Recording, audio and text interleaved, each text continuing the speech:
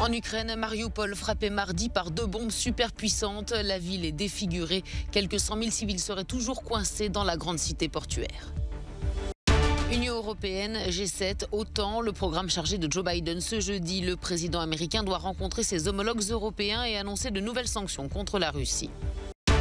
Des enfants ukrainiens atteints de cancer accueillis en France pour être soignés. Ils sont les premiers patients à arriver dans l'Hexagone dans le cadre d'un mécanisme de solidarité européen. Conséquence de la guerre en Ukraine, le monde est confronté à une potentielle crise alimentaire. L'UE veut doper sa production agricole pour amortir le choc. Les jeunes Afghanes privés d'accès au collège et au lycée. Le régime taliban a ordonné la fermeture des classes de filles le jour même où les cours devaient reprendre.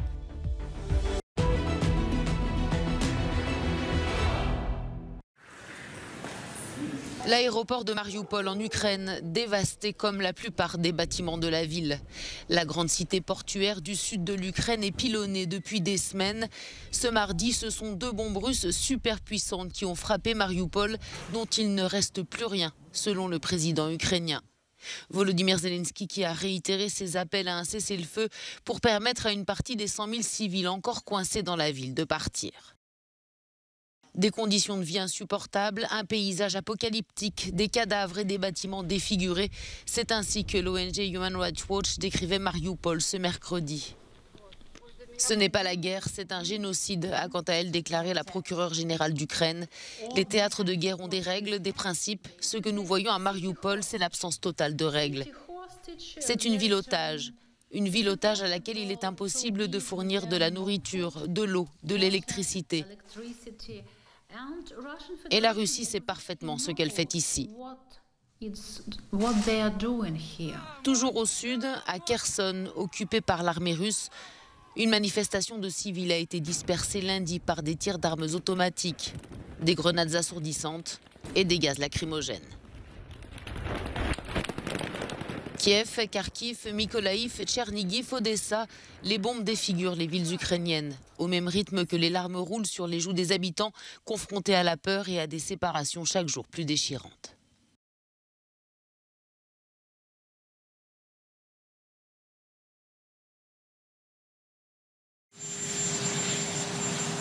Le président américain en route pour Bruxelles. Joe Biden doit rencontrer ses homologues européens ce jeudi pour définir et annoncer de nouvelles sanctions contre la Russie, ainsi qu'un renforcement de celles déjà existantes. Il s'agit aussi de consolider l'unité des alliés européens et américains au bout d'un mois de conflit en Ukraine et de s'assurer que les Occidentaux parlent d'une même voix, en particulier face à la Chine.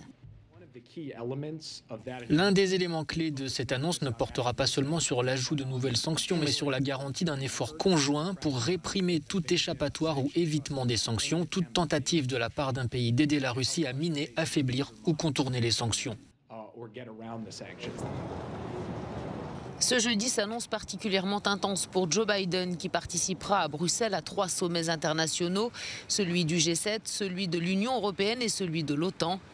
L'organisation qui, selon le président polonais, a besoin d'une nouvelle vision stratégique face à l'invasion russe. Ce sont des meurtres sans précédent. C'est quelque chose que le monde libre ne pourra jamais accepter.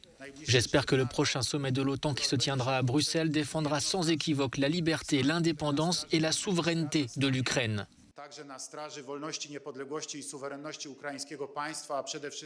Volodymyr Zelensky s'est dit prêt à renoncer à une demande d'adhésion de son pays à l'OTAN en échange d'un cessez-le-feu, du retrait des troupes russes et de la garantie de la sécurité de l'Ukraine. Le président ukrainien a été invité à prendre la parole lors du sommet spécial de l'organisation ce jeudi. Ce mardi, il a invité le pape François à jouer le rôle de médiateur dans les négociations entre Kiev et Moscou. Pourra-t-il dit mettre fin à la souffrance humaine en Ukraine ?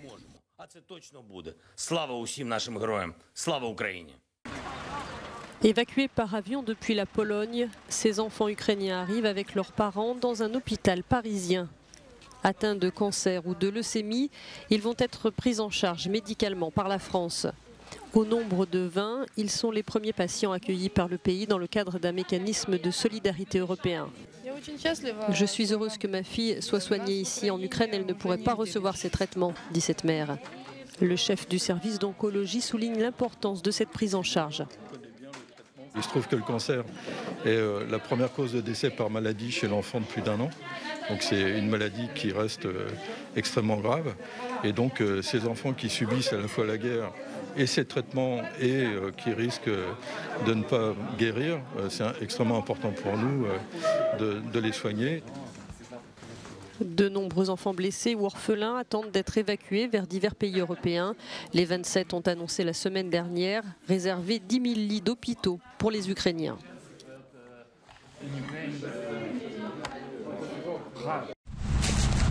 Conséquence de la guerre en Ukraine, le monde est confronté à une potentielle crise alimentaire. L'Ukraine et la Russie étaient jusque-là 2 exportateurs majeurs de céréales. Mais le conflit a entraîné une flambée des prix et menace l'approvisionnement mondial en cultures de base, comme le blé et le maïs par exemple. Et comment l'Ukraine peut-elle continuer à semer sous les bombardements russes? Et quand bien même elle pourrait le faire, difficile voire impossible ensuite d'exporter, comme l'a expliqué le ministre ukrainien de l'Agriculture aux membres du Parlement européen. Nos ports maritimes représentaient les principales voies de livraison des récoltes et des céréales. Actuellement, ils sont partiellement ou complètement détruits. Il y a quelques heures, le port céréalier de Mykolaiv a été détruit par les bombes russes. Nous avions une très grande capacité de stockage là-bas. Tout a été détruit.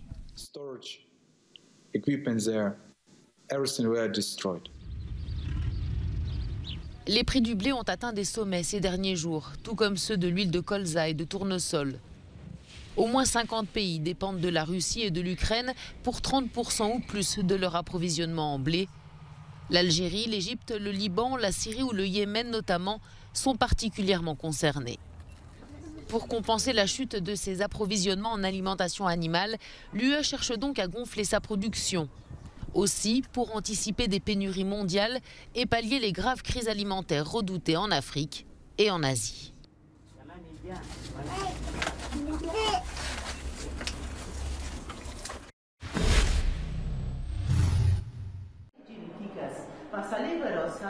L'espoir des adolescentes afghanes de pouvoir de nouveau étudier s'est transformé en terrible désillusion.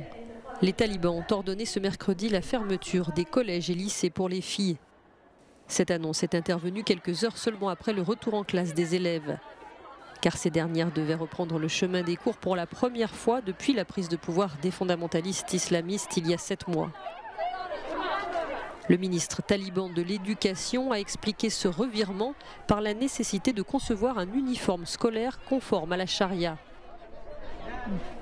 La communauté internationale a fait du droit à l'éducation pour les filles un sujet clé dans les négociations sur l'aide et la reconnaissance du nouveau régime afghan.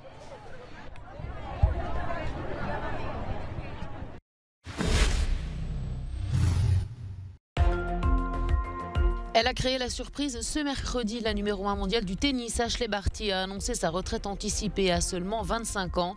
Sur son compte Instagram, elle a déclaré avoir réalisé ses rêves, être absolument épuisée et mettre donc un terme à sa carrière. Ashley Barty avait gagné l'Open d'Australie, son 3e titre dans un tournoi du Grand Chelem, il y a à peine 2 mois.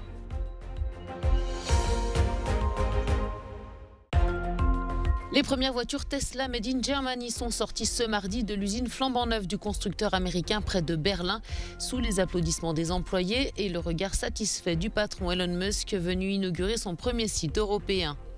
À terme, Tesla veut produire 500 000 véhicules chaque année sur le site allemand.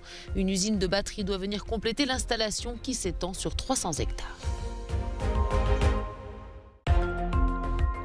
Lui, c'est Dimitri Drouanneau qui retrouve sur scène et partage la joie d'Arnaud Donquel. 2 chefs, 2 méthodes, mais 3 étoiles. Les Français ont été distingués ce mardi par le guide Michelin.